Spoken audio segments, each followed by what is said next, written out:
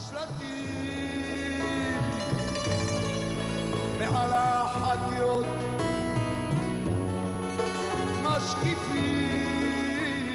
very name conjures up desert expanses incapable of supporting life.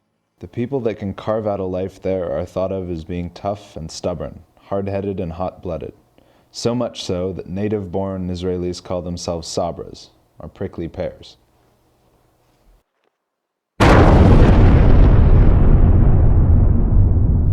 Israel has earned, perhaps unfairly, a reputation as a land of eternal conflict, of religious extremes and unbudging orthodox beliefs. We set out to render Israel in 3 dimensions, in the way few outsiders ever see it. We wanted to go beyond the news coverage of black hats, stone walls, and soldiers, and give a new perspective on Israeli culture through the eyes of the LGBT community.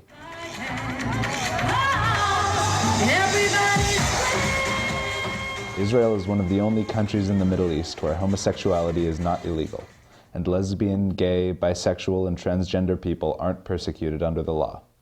It has become an oasis for homosexuals from neighboring countries who emigrate to avoid social ostracism and possibly death. Israel has an extremely active gay community, and annual gay pride festivals have been held since 1988. Its gay pride parade is the largest in the Mediterranean basin. During the last 15 years, a lot of progress has been done through the legal side in Israel. Laws have been changed and a lot of rules have been made in favor of the LGBT community.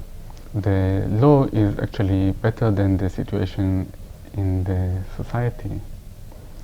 But we hope the society is changing as well as the law.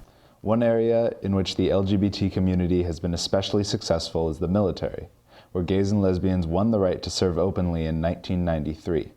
I was called into the army and got on the bus, and then the myth, that everything's going to be scary and everyone's going to hate you, and there's these really big butch guys walking around, and it all kind of faded away. Everyone over there was just like me. No one cared if I was gay or straight. Israel's open, integrated, and efficient military has stood out as a damning indictment of policies such as Don't Ask, Don't Tell, and Israel's laws on employment discrimination surpassed the United States as well. For all the criticism Israel receives from outsiders, the rights it affords its LGBT community outweigh those of most of its vocal critics. Of course, we always deal with issues of same-sex marriages. It still doesn't exist here, but we're trying to get as many rights as possible. Adoption rights that are very limited in Israel. We did have a lot of success in the last decade concerning workplace, rights in the workplace, and definitely very progressive army laws. In Jerusalem, Israel's most conservative city, the gay community has managed to start a much smaller pride parade than their counterparts in Tel Aviv, a huge achievement on its own.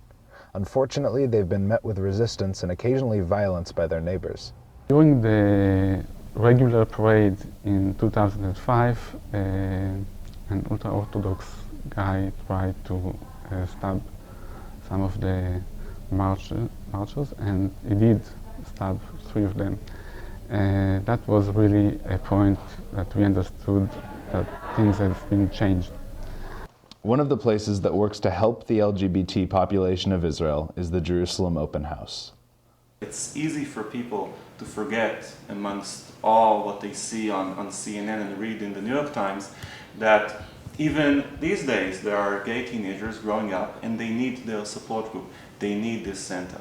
I'm very, very lucky in that sense, because my family is super accepting and easy, and it was never a question.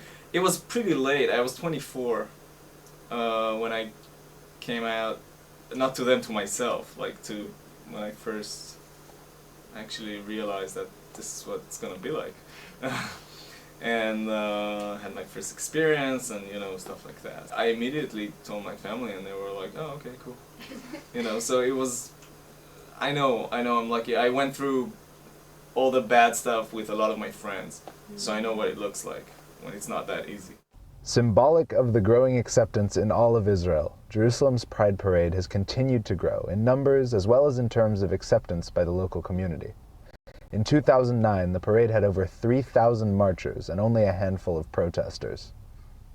Having a parade in Jerusalem is great, and a lot of people felt better than before and could come easily and openly to activities of gays. Israeli gays and lesbians still face the daunting journey towards cultural acceptance, despite rights that are equal to or that even surpass those enjoyed by the American LGBT community. Israeli gays and lesbians still do not enjoy the same rights as their heterosexual counterparts. However, comparing Israel to its neighbors, one can clearly see Israel emerging as a gay oasis in the Middle East. I love a boy named Jesse, but Jesse doesn't love me back. He says he has a girl in Chelsea. He wants so much. I love a boy named Jesse.